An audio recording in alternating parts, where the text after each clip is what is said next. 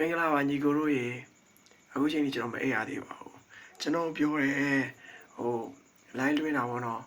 ကျွန်တော်ပွဲကြီးတွေပဲလွှင့်တယ်ပွဲသားလေးဆိုရင်ကျွန်တော်ညီလေးတယ်အဲ့လိုမဟုတ်ပါဘူးဗျကျွန်တော်မှာ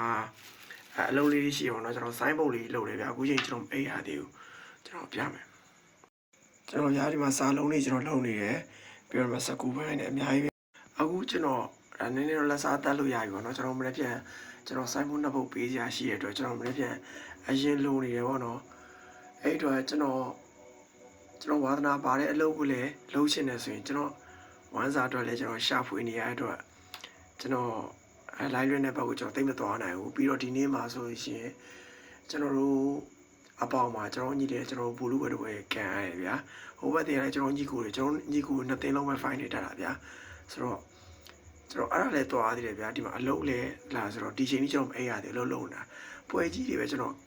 ကန်တာမဟုတ်ဘူးเนาะကျွန်တော်ပွဲသားလေးလည်းကန်ရှင်ဒါပေမဲ့တချို့သောပွဲတွေဆိုကျွန်တော်မလာဘူးကျွန်တော်ညီတယ်ကျွန်တော်လွတ်ထားတယ်နောက်ရပါတော့ကျွန်တော်လာနိုင်အောင်ကြိုးစားမယ်အခုတော့ကျွန်တော်ဝမ်းစာအတွက်ကျွန်တော်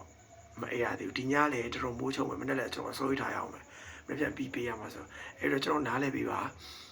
ကျွန်တော်အမြဲဆုံးပြန်လာနိုင်အောင်ကြိုးစားနေပါဗျကျေးဇူးပါ